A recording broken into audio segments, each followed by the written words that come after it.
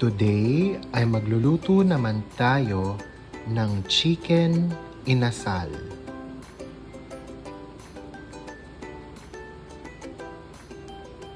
Magsimula na tayo. So meron tayo ditong leg quarters. Maglalagay tayo ng minced garlic, minced ginger,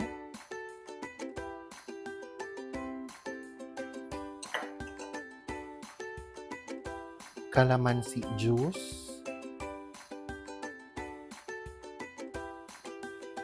Worcestershire sauce,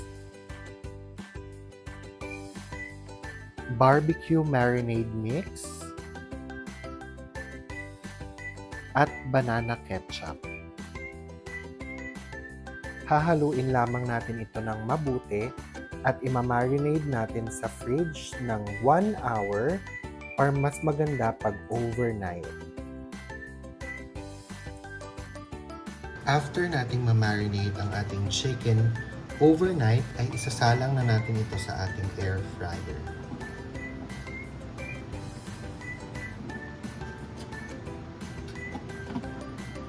I-air fryer lang natin ito for 30 minutes.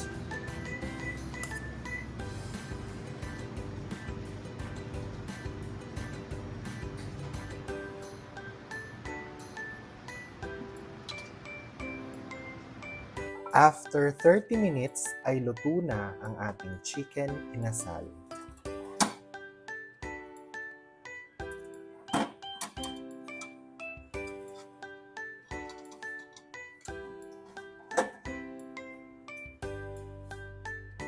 For more cooking and baking videos, please subscribe to my YouTube channel AJ Karel, and please don't forget to hit the like and share button and the notification bell para updated kayo lagi sa aking mga videos.